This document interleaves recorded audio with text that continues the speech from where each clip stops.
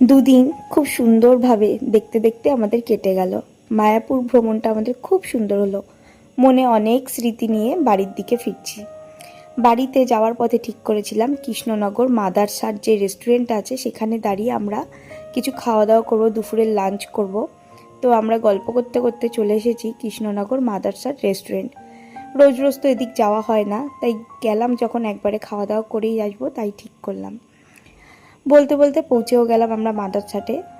আর বাইরে ভীষণ রোদ ছিল, তাই তাড়াতাড়ি করে ভেতরের দিকে যাচ্ছিলাম। তো ভেতরে গিয়ে আমরা খাবার অর্ডার করবো, আর এখানে খাবার তো মোবাইলে স্ক্যান করে।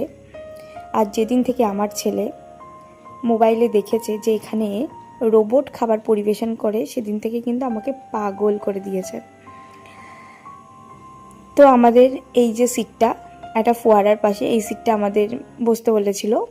ওনারাই প্রোভাইড করে দেয় যে এই সিটে মানে ফ্যামিলি সংখ্যা অনুযায়ী সিট বলে, মানে আমাদের 3 জনের সিট ওনারা ঠিক করে দেয়। তো তারপর আমরা বসে মোবাইলে স্ক্যান করে মেনু কি কি খাবো সেগুলো ঠিক করি। বেশি কিছু তো খেতে পারবো না, কারণ টুকিটাকি ব্রেকফাস্ট করে এসেছিলাম। তো তাও প্রথমে একটা একটা করে খাবার অর্ডার মানে স্ক্যানে দেখছিলাম। আর খাবারের দাম কিন্তু খুব একটা বেশি তেমন কিন্তু না, প্রাইস ঠিকঠাকই আছে। কিন্তু ওই আমার ছেলে কিন্তু ভীষণ আনন্দ পেয়েছে ওখানে রোবট দিয়ে খাবার পরিবেশন করছে ওটা দেখে। তা আমরা অর্ডার করেছিলাম একটা চিকেন তন্দুরি, মানে তন্দুরি টাইপের খেতে, কিন্তু ওটা তন্দুরি ছিল না, অন্য কিছু নাম ছিল। আর চিকেন বিরিয়ানি অর্ডার করেছিলাম, কিন্তু ওটা চিকেন বিরিয়ানি খেতে ছিল, কিন্তু ওটা 2টো চিকেন, একটা ডিম, আলু আর অনেকটা পরিমাণে বিরিয়ানি ছিল হাঁড়ির মধ্যে। সেটাও একটা বিরিয়ানির অন্য কি নাম ছিল, সেই নামটাও আমি ভুলে গেছি। আর আমি মাঝে মাঝে মেনু চেক করছিলাম। আর অর্ডার করেছিলাম গন্ধরাজ ঘোল আর একটা ফ্রেশ লাইম সোডা। আর সব কিছু আমি মেনুগুলো দেখছিলাম মোবাইলে। দাম আমার কাছে ঠিকঠাকই লেগেছে, মোটামুটি অ্যাভারেজই আছে। খাওয়া দাওয়াও আমি যেই কটা আইটেম খেয়েছি আমার কিন্তু খাওয়া দাওয়া খুব ভালো লেগেছে।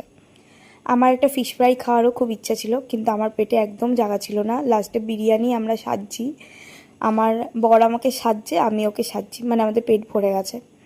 যাই হোক, আমরা ওই চোখের খিদে বেশি খেতে পারি না।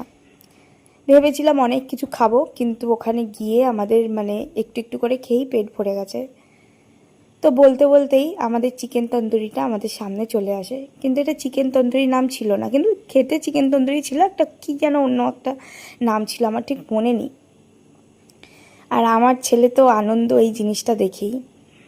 আর বাচ্চাদের আনন্দ হলেই তারপর ওকে উনি বলল যে এটাকে